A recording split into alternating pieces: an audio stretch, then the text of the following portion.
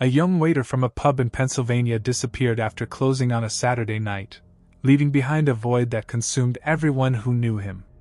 But 6 years later, inside a room at a nearby motel, exterminators uncovered a sinister secret hidden beneath the carpet, one that would be connected to the missing waiter in the most unexpected way, revealing a nightmare far more twisted than anyone could have imagined. The rural landscape of Pennsylvania blurred past the windshield as Kyle Bruner navigated the winding roads toward Lancaster. His 2003 Honda Accord had been running for over an hour since he left his isolated home on the outskirts of the county, the engine humming steadily beneath the hood.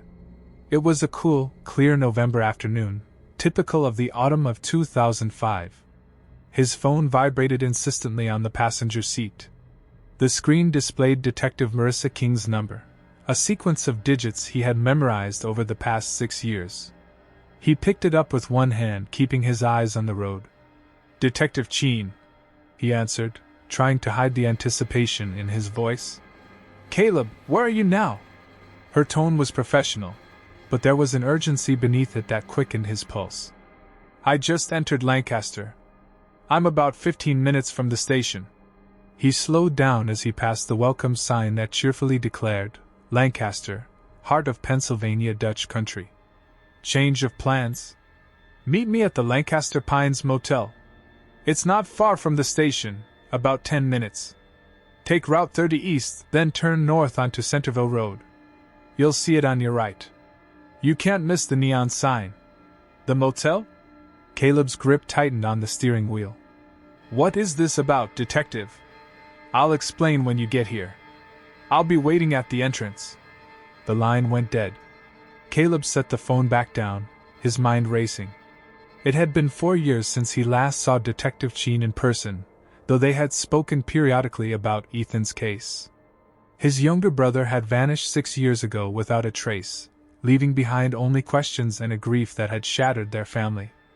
Following her directions, he found the Lancaster Pines Motel easily.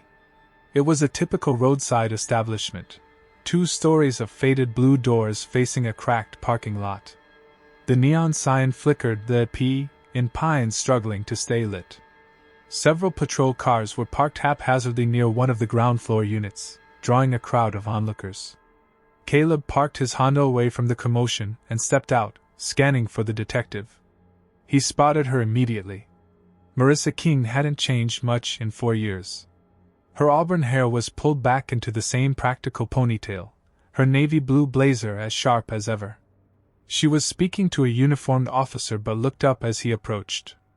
"Caleb," she said, extending her hand. "Thanks for coming so quickly." He shook it, noting her firm grip. "What's going on here?" "Follow me." She led him through the crowd. Motel guests in various states of dress crowded the walkway, craning their necks to look inside the open door of room 6. Staff members in burgundy uniforms whispered among themselves. The detective moved through them like a ship cutting through water. Inside, the room was controlled chaos. Forensic technicians photographed every surface while uniformed officers maintained a perimeter. The room itself was standard motel fare, an outdated floral bedspread, particle board furniture, and the lingering scent of industrial cleaner that failed to mask years of transient occupancy. "Hernandez," Detective Cheen called to a housekeeper standing near the door with a nervous-looking man wearing a manager's badge. "This is Caleb Bruner. Can you explain what you found?" The housekeeper, whose name tag read Maria, wrung her hands as she spoke. "I was doing a deep clean of the room. We do that every few months when it's vacant. I noticed moths coming out from under the carpet near the window, a lot of them. So Mr. Davidson here called exterminators." The manager, Davidson, picked up the story. "When the exterminators started rolling up the carpet to check for an infestation, they found..." He gestured toward the corner of the room where several technicians were working. Caleb stepped closer, and his stomach turned. On the exposed wooden floor, someone had drawn an elaborate symbol using what appeared to be black paint or marker. It was a pentagram enclosed within a circle, with smaller symbols at each point. Dark stains, unmistakably old blood, spattered other areas of the floor, though not directly around the symbol. "What does this have to do with Ethan?" Caleb asked, his voice tight. My brother was a devout Christian. He would never. Detective King held up an evidence bag. We ran a preliminary DNA test on the blood. The field test matched your brother's profile from our database. We had his DNA on file from personal items you provided 6 years ago, his toothbrush and comb.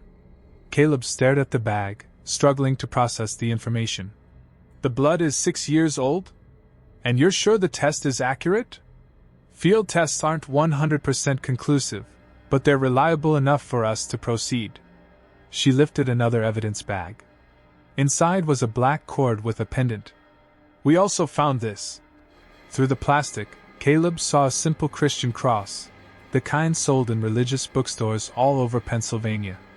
It was darkened with age, but still recognizable. Detective Cheen turned the bag so he could see the back of the cross. Engraved in small, precise letters were the words, Ethan Matthew Bruner, June 15, 1999. That's his full name, Caleb said slowly. But the date, that's not his birthday. Not his baptism date either. I don't know what it means. The necklace matches the description in our files. You confirmed 6 years ago that he often wore a cross pendant. Yes, but I never really looked at the back. I never saw this date. Caleb handed the bag back with unsteady hands. Is there anything else? Any other sign of him? Not yet. We're still processing the scene. The detective studied him carefully. Caleb, what do you make of that symbol? He looked again at the pentagram. It's obviously a cult. Satanic, probably. There are groups like that around here. The detective exchanged glances with another officer. Pennsylvania is deeply religious, especially Lancaster. We've had reports of some occult activity among college students. Mostly harmless stuff, kids playing at rebellion. There are a few groups, but nothing we've been able to act on. No provable criminal activity. Did Ethan ever mention anything like that? Strange groups? People who might have had an issue with him? No. Never. He kept to himself. Just worked weekends at that pub. Caleb paused. What about his boss? The pub owner is currently out of town. We're trying to locate him. Detective King turned to the motel manager. Mr. Davidson, I need this room sealed. No one enters or leaves without police authorization. And I strongly recommend installing security cameras. The lack of surveillance footage is going to make this investigation much harder. Davidson nodded quickly. Of course, Detective. Whatever you need. She turned back to Caleb. I need to coordinate with my team, re-interview everyone who worked here 6 years ago. We'll also have to track down anyone who's left since then. She paused, her expression softening slightly. Why don't you get some rest? We'll take it from here. I think I'll stay in town a few days, Caleb said. See if I can help somehow. She handed him some paperwork. I'll need you to sign these, confirming identification of the personal effects. And Caleb, I'm sorry we're meeting again under these circumstances. He signed where indicated and returned the forms. As he left the room, he passed the manager gathering his staff for questioning. At the front desk, Caleb booked a room for the night, his mind still reeling from what he had seen. The receptionist processed his credit card efficiently, then hurried off to join the rest of the staff. Alone in the lobby, Caleb noticed a rack of tourist brochures. One caught his attention. Lancaster Nightlife. Among the listings was the Crossroads pub, noted as opening daily at noon. He glanced at his watch, 2:30 in the afternoon. The pub where Ethan had worked, where he had spent his last weekend before disappearing. He slipped the brochure into his pocket and headed to his car. The Crossroads pub stood on a corner, its worn brick facade and neon beer signs marking it as a local institution. Caleb pushed open the heavy wooden door, letting his eyes adjust to the dim interior. It was exactly what he had expected: dark wood paneling, a long bar with brass fixtures, and the mingled smells of stale beer and lemon cleaner. A lone bartender stood behind the bar, polishing glasses with mechanical precision. He was a thin man in his 40s, with graying hair tied back in a ponytail. He looked up as Caleb approached, setting his cloth aside. "What'll it be?" the bartender asked. "Jack and Coke," Caleb said, taking a seat at the bar. As the bartender mixed the drink, Caleb studied his movements, efficient, practiced, the hallmark of someone who had been doing this for years. When the glass was placed in front of him, Caleb took a sip before speaking. "Is the owner around today?" The bartender shook his head. "No. Mr. Cordell has been out of town for about a week, business trip or something. Should be back soon." He picked up another glass to polish. "Is there something I can help you with?" "Maybe." Caleb rotated his glass on the bar. "Have you heard what's going on at the Lancaster Pines Motel? Police investigation." The bartender's hands paused for a moment before resuming their work. "I heard something about it. Police found something in one of the rooms. Did you know Ethan Brunner? He used to work here." Now the bartender set the glass down completely, his expression cautious. "Yeah, I knew Ethan. Worked a few shifts with him back then. Good guy. Reliable." His eyes narrowed slightly. "Why are you asking?" "I'm his brother. Caleb." The bartender's demeanor shifted immediately, a wall rising behind his eyes. He picked up his cloth again, his movements suddenly tense. "Look, I already told the police everything I knew 6 years ago. If they need to talk to me again, they know where to find me. They'll probably be here tomorrow anyway. I'm not trying to cause trouble," Caleb said, confused by the reaction. "Ethan always spoke highly of the people here. Said everyone was like family. We were. Until he disappeared." The bartender's voice was flat. "Changed everything." Caleb leaned forward. "Can you help me understand this town better? The community? I've heard there might be some unusual groups around here, cults, maybe even satanic ones." The bartender let out a humorless laugh. "Man, this is a college town. We get all kinds, goths, punks, philosophy students who think they're edgy. I don't see anything wrong with any of them." He moved toward the other end of the bar, creating distance. "They drink, they pay, they don't cause trouble, that's all I care about. But have you noticed any organized groups? Anyone who might have had a problem with Ethan? I serve drinks. I don't get into people's business." The door chimed as new customers entered, 2 college students, a young man and a woman, both dressed in black jeans and band t-shirts. They approached the bar, already pulling out their IDs before the bartender could ask. He checked them carefully, then poured 2 draft beers. Caleb finished his Jack and Coke and pulled out his wallet. He left a $20 bill on the bar, enough to cover the drink and a decent tip.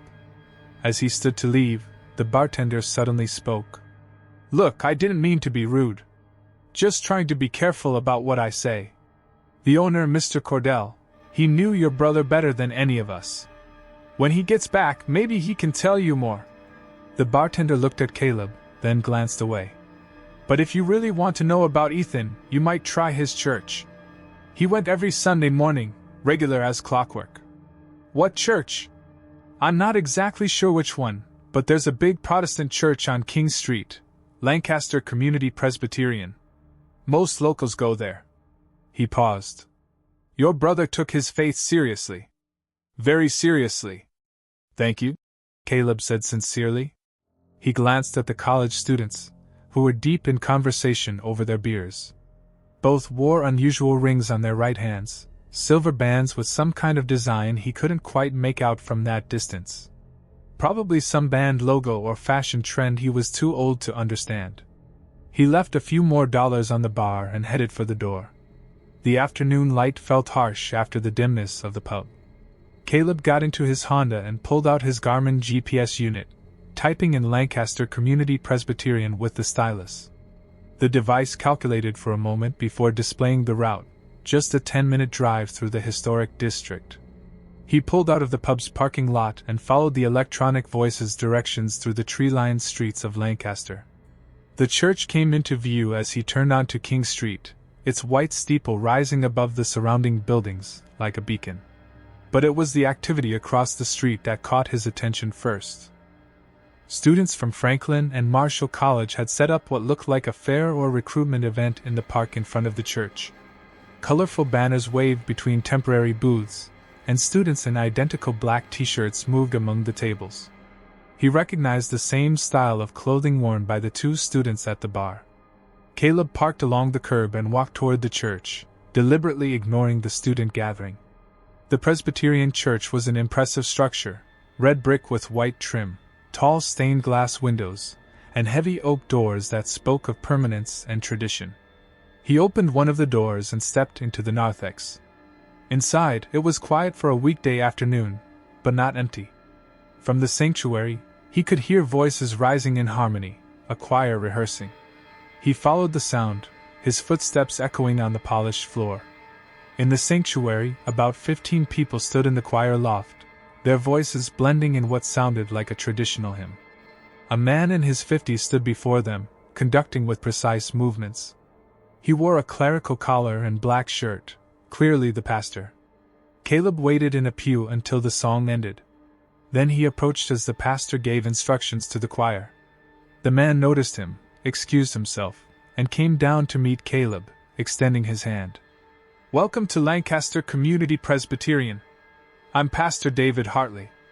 "Caleb Bruner," he replied, shaking the offered hand. "Sorry to interrupt your rehearsal." "Not at all. The choir can manage on their own for a few minutes." Pastor Hartley's eyes were kind but observant. "What brings you to our church today?" "I'm looking for information about my brother, Ethan Bruner. He disappeared 6 years ago. Someone told me he might have been part of your congregation." The pastor's brow furrowed thoughtfully. "Ethan Bruner. I'm afraid the name doesn't immediately ring a bell. You have to understand, we have over 700 members at each service, and we hold 3 services every Sunday. I tend to remember those who are more active in church programs, but—" He paused. "Do you have a photograph?" Caleb pulled out his Motorola Razr, scrolling through saved photos. He showed the pastor a picture of Ethan from his days as a bartender, proudly holding 2 colorful cocktails he had created. The cross pendant was clearly visible against his white shirt. "Ah," Pastor Hartley said, pointing at the screen. "I don't recognize the young man, but I definitely recognize that cross. We give those to members who complete our evangelism seminar, Winning Souls for Christ. It's an intensive 12-week course on sharing the gospel and bringing new disciples to the Lord. There's a date engraved on the back," Caleb said. "June 15th, 1999. Would that mean something?" "That would be his graduation date from the seminar. We always engrave them as a commemoration." The pastor's expression grew more serious. "If your brother completed that course, he was a dedicated Christian, baptized, committed to spreading the word of God." Caleb took a breath. "Pastor, the police found something this morning. At the Lancaster Pines Motel. There was an occult symbol drawn on the floor, and blood that matches my brother's DNA." Pastor Hartley's face darkened. "I can't believe someone who wore that cross would willingly take part in occult practices. It goes against everything we teach, everything that seminar represents." "I agree. I think someone else did this to him. Someone who might be part of an occult group." Caleb leaned forward. "Are there groups like that in Lancaster?" The pastor sighed deeply, looking toward the stained glass windows. "I'm afraid so. In fact, that's why we started the evangelism seminar in the first place. We've seen an alarming rise in fascination with the occult among young people, especially college students. Witchcraft, magic circles, ritual practices. What begins as rebellion or curiosity can lead to much darker places. How organized are these groups? More than you might think. They don't just meet in secret anymore. They hold open festivals, recruit through student organizations. They're bold about it." Pastor Hartley gestured toward the window. "That event across the street, I guarantee you'll find at least 1 or 2 occult groups recruiting there. And the police do nothing? What can they do? Freedom of religion, freedom of assembly. Until there's provable criminal activity, their hands are tied." Frustration crept into the pastor's voice. "But it's deeply concerning for the church. The Lord forbids such practices, and we must protect our flock. Caleb stood up. Maybe I should take a look at that student event. If you do, be careful, Pastor Hartley warned. Most students are just curious young people following trends. But the leaders, the ones truly running these groups, they have agendas. Why do you say that? We've had reports from members of the congregation, stories of rituals, ceremonies, but no one has ever presented concrete evidence of illegal activity. The pastor paused. As for your brother, I will fully cooperate with any investigation. Now that you mention it, I do remember the police coming here 6 years ago, asking questions. I'll help however I can. Thank you, Pastor. I appreciate your time. Remember, Pastor Hartley added as Caleb turned to leave, if you encounter these people, pray for God's protection. And if you see anything illegal, contact the police immediately. Caleb nodded, shook the pastor's hand again, and walked back through the sanctuary. The choir had resumed rehearsal, their voices following him out into the afternoon sunlight. Outside Lancaster Community Presbyterian, the afternoon sun cast long shadows across King Street. The student event in the park was clearly winding down. Several booths had already been dismantled, and students were loading folding tables into vans. It made sense, they had probably been there since morning, and it was now nearly 3:30 p.m. Caleb stood on the church steps, considering his approach. He was 32, clearly not college-aged, and would stand out among the students. As he weighed his options, a group of 5 students emerged from behind one of the remaining booths. They were impossible to miss. Heavy black makeup surrounded their eyes, their hair styled in deliberately messy spikes and colors that didn't occur in nature. They moved as a pack, laughing at some private joke. One of them, a young man with green streaks in his hair, pointed directly at Caleb standing on the church steps. The whole group turned to look, their laughter growing louder. They began making exaggerated signs of the cross, mockingly genuflecting in his direction. "Blessings, church boy," one of the girls called out, her voice dripping with sarcasm.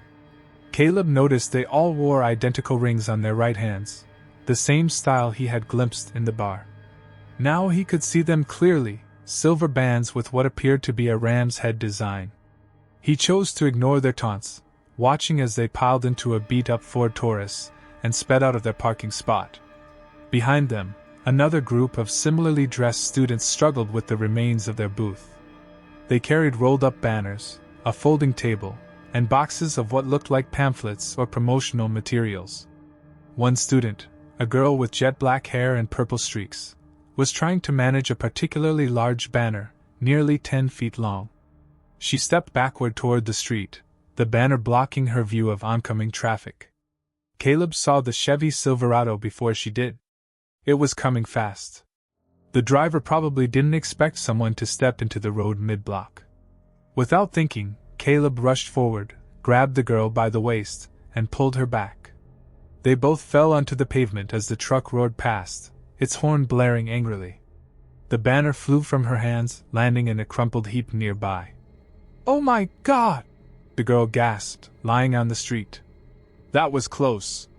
Are you hurt?" Caleb asked, helping her to her feet. Her palms were scraped from the fall, but nothing serious.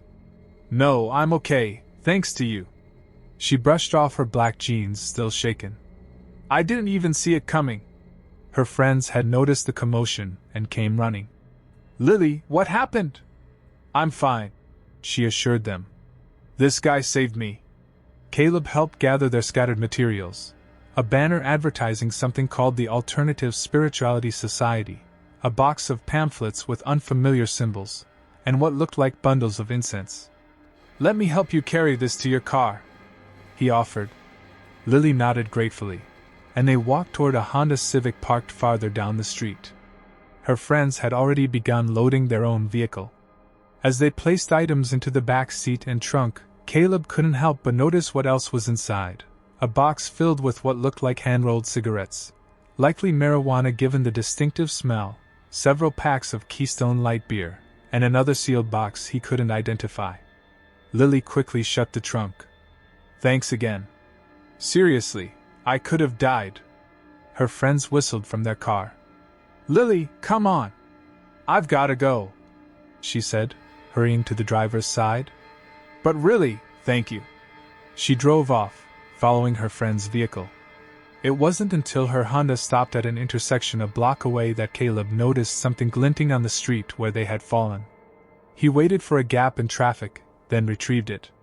It was one of those silver rings, clearly Lily's, now bent and cracked after being run over by multiple vehicles. Up close, the design was unmistakable, a goat's head surrounded by a pentagram. The band was nearly split in half. Caleb looked up to see Lily's car still waiting at the red light. Without really thinking, he jogged back to his own car. She had saved him from witnessing a tragedy. The least he could do was return her property. Maybe she needed it for something. He started the engine and pulled out, keeping her Honda in sight as the light turned green. Caleb followed Lily's Honda Civic at a careful distance as it trailed the other student's car toward the outskirts of Lancaster. Buildings became sparse, replaced by farmland and patches of forest. After 20 minutes, they had clearly left the city limits, and Caleb's unease grew. Where were these students going? The road wound through rural Pennsylvania, past weathered barns and fallow fields preparing for winter. Traffic dwindled until they were practically alone on the two-lane road. After another 10 minutes, Lily's turn signal blinked, and she pulled over onto the shoulder. The lead car stopped about 100 meters ahead. Caleb pulled in behind her, his hands trembling slightly as he shut off the engine. Through the windshield, he saw Lily step out of her car, her body language tense. He got out to meet her. "Why are you following me?" she demanded, her voice sharp with fear. "What do you want?" Caleb raised his hands calmly. "I'm sorry, I didn't mean to scare you. You dropped this back there." He pulled the broken ring from his pocket. "I thought you might need it." Lily took the deformed silver band, examining the cracked goat head design. Her expression softened slightly. "Oh, it's ruined." She looked back at him. "It's useless now, but thanks for trying, I guess." She turned toward her car, but Caleb called out. "Wait, where are you all going? This is pretty far from Lancaster." "That's none of your business." Her guard was up again. "We're just going on a road trip. College stuff." The doors of the other car opened, and 3 students approached, 2 men and a woman, all dressed in the same dark clothing and wearing silver rings. One of the men, tall with a shaved head, stepped protectively beside Lily. "This guy bothering you, Lil?" "No, it's fine. He was just returning my ring, the one that got crushed when he saved me." The tall student looked Caleb up and down. "All right. You did your good deed. Now stop following us, or we'll call the police. Got it?" "Sure, no problem," Caleb said, backing toward his car. "I just wanted to return her property. I'll head back to the city now." He got into his Honda, watching as the group walked back to their vehicles. With the window slightly open, their voices carried through the still countryside air. "Damn it, Lily. Father's gonna be pissed when he sees you broke your ring," the tall one said, laughing. "Forget it," another voice cut in. "We're still gonna have fun with those Jesus freaks tonight. It's gonna be wild." They all laughed, and one of them made a crude gesture that turned Caleb's stomach. The casual mention of Christians, combined with the occult rings and the supplies he had seen in Lily's trunk, set off every alarm in his head. He started the engine, made a U-turn, and drove back toward Lancaster for about a kilometer before pulling into a farm access road. He waited 5 minutes, then turned around again. If these students were planning something involving Christians, and considering what had been found at the motel, he couldn't just drive away. Keeping his distance, he spotted their cars ahead and followed them, maintaining nearly a 1-kilometer gap. The route took them north, then west, along increasingly remote roads. Signs indicated they were heading toward Perry County. After an hour of driving, they entered Tuscarora State Forest. The forest road was narrow, lined with tall pines that blocked much of the late afternoon sun. It was already past 5 p.m., and long shadows stretched between the trees. Caleb stayed even farther back, catching only glimpses of the cars ahead on the winding road. After another 40 minutes of careful tracking, he saw brake lights flicker through the trees. The cars had turned onto an even smaller dirt path. Caleb slowed, then followed, his Honda's suspension protesting the rough terrain. Through the trees, he caught sight of a structure, a large, old barn, its faded red paint worn down to brown, sitting in a clearing. He pulled off the dirt path about 200 meters from the barn, parking behind a dense cluster of pines. From there, he could see the students unloading their vehicles. They carried beer packs, boxes, and other supplies toward the barn entrance. Once they had all gone inside and the heavy doors shut, Caleb moved closer, using the tree line as cover. He crept forward until he could peer through one of the few barn windows. Inside, it was dark except for the flickering light of candles. Shadowy figures moved about, and he could make out what looked like robes being put on over their street clothes. Caleb checked his phone. 2 bars of signal. Not great, but enough for an emergency call. He positioned himself behind a large oak tree to observe, wondering if he was overreacting. Maybe this was just a harmless college party. A bunch of kids pretending to be occultists. They all looked over 21. The beer was legal. He was about to return to his car when a scream tore through the stillness of the forest. It wasn't a party scream or laughter. It was pure agony, raw and desperate. Caleb's blood ran cold. His hand fumbled for his phone as he dialed 911. Another scream echoed from the barn as the call connected. 911, what is your emergency? I'm at an old barn in Tuscarora State Forest, near Route 274. I heard screaming. The barn door suddenly burst open, slamming against its frame. A figure ran out, a naked man, pale in the fading light, sprinting in desperate, unsteady strides toward the woods. Caleb dropped his phone, pressing himself against the tree. The man stumbled closer, and Caleb's heart nearly stopped. Even from 30 meters away, even after 6 years, he recognized that walk, that build. Ethan, he whispered. Robed figures emerged from the barn, but they moved without urgency, spreading out in a casual search pattern. They seemed confident their prey wouldn't get far. Caleb moved through the trees, intercepting his brother's path. Ethan, he hissed. His brother spun wildly, eyes wide with terror, searching for the source of the voice. It's me, Caleb. Your brother. He stepped forward, and their eyes met. Recognition dawned on Ethan's tortured face. Caleb? What are you? No, you can't be here. It's dangerous. You have to leave. I'm not leaving you. Caleb removed his jacket and wrapped it around his brother's trembling shoulders. That was when he saw Ethan's hands, or what remained of them. All 10 fingers were gone, replaced by scarred stumps. His feet were the same, his toes amputated. Oh my God, Ethan, what did they do to you? They're demons, Ethan gasped. They torture us, they're killing us slowly. They took my fingers and toes one by one every time I tried to escape.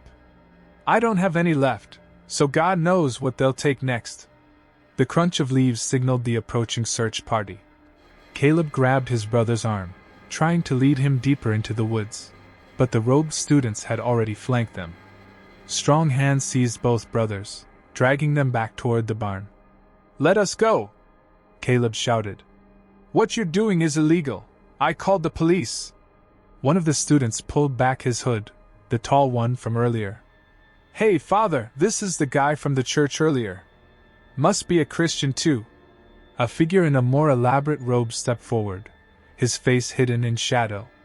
When he spoke, his voice carried a faint accent Caleb couldn't place. Excellent. Lucifer has blessed us with another lamb. He gestured to his followers. Bring them inside. Prepare the crosses. You're insane! Caleb struggled against the hands holding him. The leader stepped closer, his breath reeking of alcohol and something chemical. Your Bible says that whoever follows Christ must walk as he walked. That means suffering. That means crucifixion. He smiled faintly. We're simply helping you fulfill your own scripture. He turned to address his followers. Prepare the inverted cross for our wayward Ethan. Since he has no more digits to offer, Perhaps his eyes will suffice this time. No, Ethan whimpered. Please, no more. They were dragged into the barn, which reeked of incense, sweat, and fear. In the candlelight, Caleb could see crude symbols painted on the walls and several wooden crosses leaning against the far side. A silver tray sat on a makeshift altar, holding what looked like pills and an ornate chalice filled with red wine. Take 2 pills each, ordered one of the robed figures.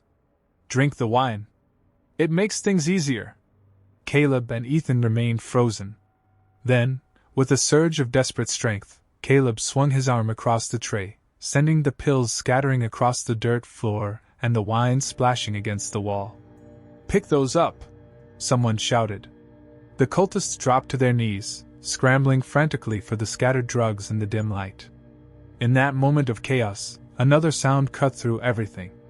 Police sirens, growing louder, rushing through the forest. The wails shattered the oppressive atmosphere of the barn. The sound electrified Caleb, flooding him with desperate courage. As the hooded figures scrambled for the pills, he twisted violently, breaking free from their distracted grip. His eyes swept the barn, and landed on an ornate wooden chair, almost like a throne, where the leader had been sitting. Hanging from one of its arms was a leather holster holding what looked like a .48 revolver. Without thinking, Caleb lunged for it, his fingers closing around the grip. "Everybody back!" he shouted, swinging the gun in a wide arc. His hands trembled, but his voice held firm. "Stay away from my brother!" The cultists froze. One of them, still holding Ethan, pressed a knife to his throat. "Drop the gun, or we bleed him out right here. If you kill him, I start shooting," Caleb said, surprising even himself with his steadiness. "Starting with your father." The sirens were getting closer, multiple vehicles now. The leader pulled back his hood, revealing a worn face, cold dark eyes, and graying hair. He looked more like a businessman than a cult leader, except for the wild intensity in his expression. "You won't shoot," he said calmly. "Christians don't." Suddenly, a commotion erupted from the darker corners of the barn. Figures emerged from behind stacked hay bales and old farming equipment, naked, scarred, but very much alive. The other Christian captives lunged at their captors with the desperate strength of people who had nothing left to lose. The barn exploded into chaos. Hooded figures grappled with their former victims. The knife fell away from Ethan's throat as his captor was tackled. Someone knocked over a candelabra, sending shadows dancing wildly across the walls. Caleb didn't waste the opportunity. He ran to the barn door, threw it open, and shouted, "Over here! We need help, over here!" State police cruisers screeched into the clearing, their lights painting the trees in red and blue. Officers poured out, weapons drawn, moving with trained precision. "Drop the weapon!" one officer shouted at Caleb. He immediately placed the revolver on the ground and raised his hands. "There are victims inside. They need help." The officers rushed past him toward the barn.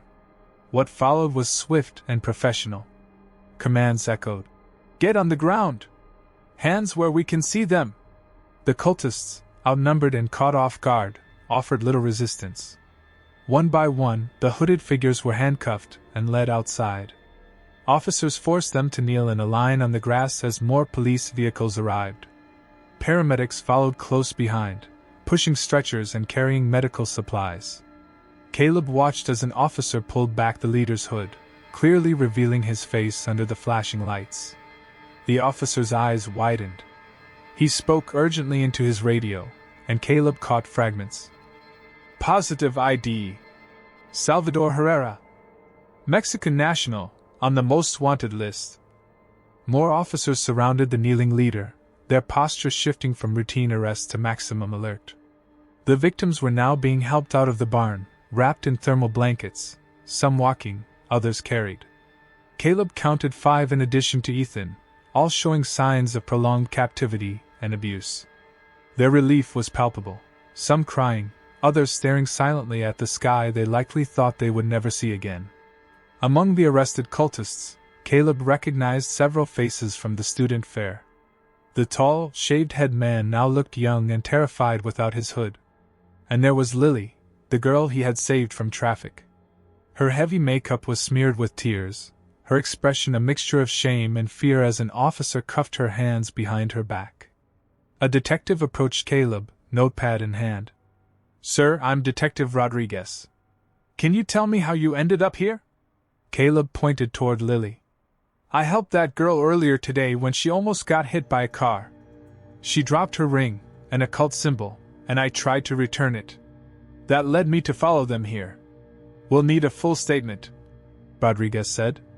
"These individuals will be thoroughly interrogated at the station. We'll determine who's a victim and who's a perpetrator." He paused, glancing toward the barn where crime scene technicians were entering. "This is going to be a major investigation." From inside the barn, Caleb heard an officer shout. "We've got a hidden room down here. Stairs going underground. Jesus Christ, there's a whole underground facility." More emergency vehicles arrived, FBI, ATF, even what looked like DA units. Whatever they had stumbled upon was far bigger than a simple cult. Caleb turned to see Ethan on a stretcher, an oxygen mask covering his face. He ran to his brother's side, tears finally breaking free. They held hands, or in Ethan's case, what remained of them. "I thought you were dead," Caleb whispered. 6 years, Ethan, we thought you were gone." Ethan lifted the oxygen mask slightly. "So much happened. I can't, not now. One day I'll tell you everything." His voice broke. "It's okay," Caleb said. "You don't have to explain anything. You're alive. That's all that matters." A paramedic gently replaced Ethan's oxygen mask. "Sir, we need to transport him now. He's severely dehydrated, malnourished, and the amputation shows signs of infection. He needs immediate hospital care." "Which hospital?" Caleb asked. "Lancaster General. Are you family?" "I'm his brother. You can follow us, but we need to move now." Caleb squeezed Ethan's hand one last time, then ran to his Honda. As he started the engine, he took one final look at the scene. Police cars everywhere, cultists being loaded into vans, forensic teams setting up floodlights. Under the strobing lights, the old barn looked like something out of a nightmare. He pulled out behind the ambulance, following the flashing lights through the darkening forest toward Lancaster, and whatever came next. The emergency room at Lancaster General Hospital was a controlled frenzy of activity. Medical staff rushed between curtained areas where the rescued victims were being treated. Caleb found himself in the waiting room, suddenly exhausted as the adrenaline drained from his system. The institutional chairs and fluorescent lighting felt surreal after the nightmare in the barn. He needed to tell someone who understood the spiritual weight of what had happened. Walking to the nurse's station, he asked the receptionist, "Could I get the phone number for Lancaster Community Presbyterian Church? I need to contact the pastor." She checked a laminated sheet of local religious contacts and wrote the number on a sticky note. Caleb used the courtesy phone in the corner, dialing with trembling fingers. "Lancaster Presbyterian, how can I help you? This is Caleb Brunner. I spoke with Pastor Hartley this afternoon. Is he available? It's urgent. One moment, please." The pastor's voice came on the line. "Caleb? What happened?" "They found him. Ethan is alive. We're at Lancaster General." The words tumbled out as he explained the rescue, the cult, everything. "My God!" Pastor Hartley breathed. "I'm coming right now. Tell Ethan we're praying for him." Caleb had barely hung up when he saw Detective King entering the ER with another officer.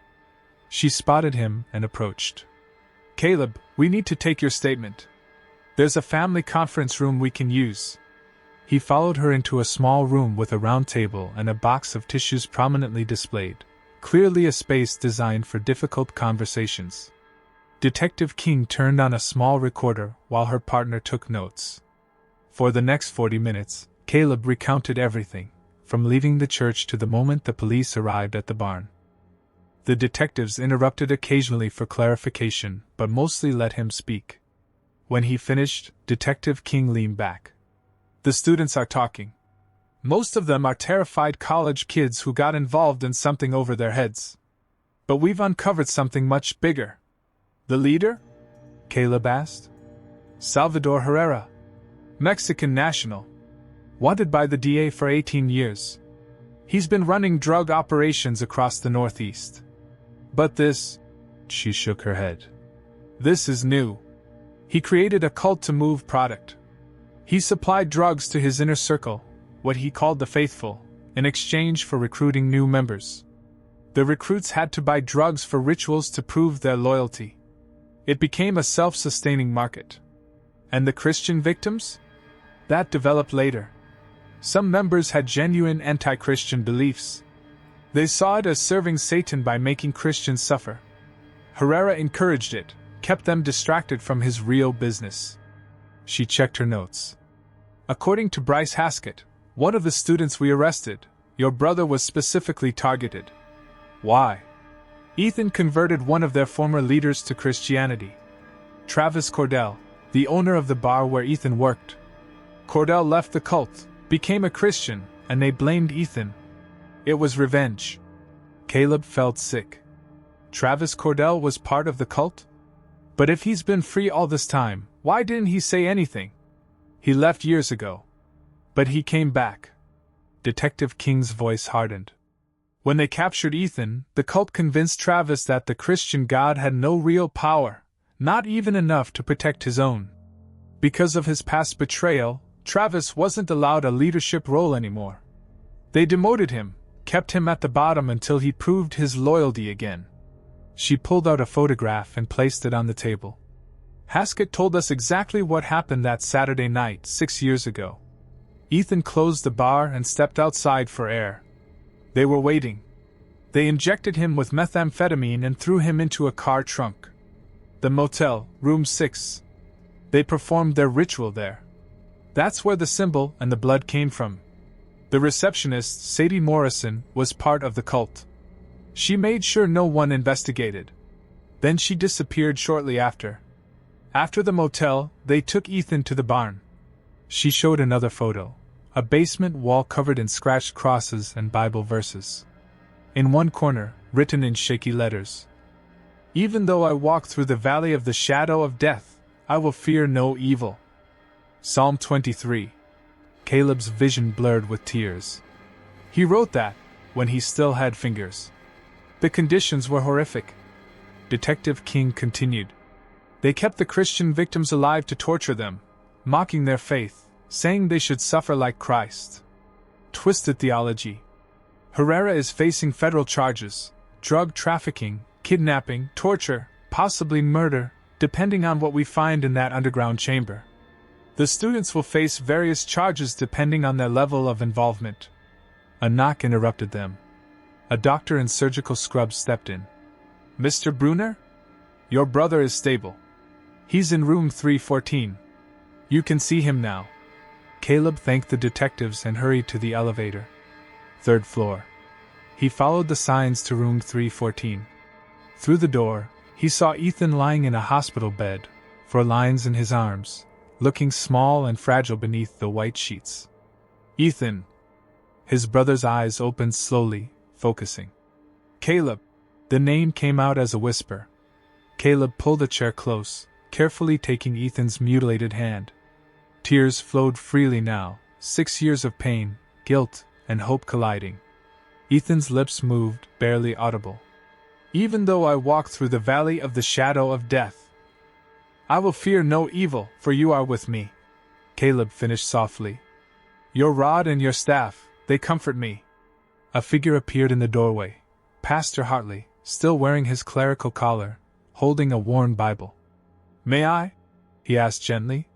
Caleb nodded. The pastor stepped inside, standing at the foot of the bed. "Ethan, I'm Pastor Hartley from Lancaster Presbyterian. Your brother told me what happened. We've been praying for you. The entire congregation has been praying for 6 years." Tears filled Ethan's eyes. The pastor opened his Bible, but didn't read from it. Instead, he prayed from the heart, for healing, for peace, for the other victims, even for the souls of those who had committed such evil. As he finished, Caleb felt something shift in the room. Not a dramatic miracle, something quieter. A presence. His brother was alive, broken, scarred, but alive. The valley of the shadow of death had not claimed him. Through faith, through hope, through a love that endured 6 years of uncertainty, they had found their way back to each other. And in that hospital room, with machines beeping and overhead announcements calling for doctors, Caleb understood something. Sometimes the greatest testimonies come from the darkest places. Ethan squeezed his hand weakly, and Caleb squeezed back. Neither of them needed words. They were together again. Everything else could wait.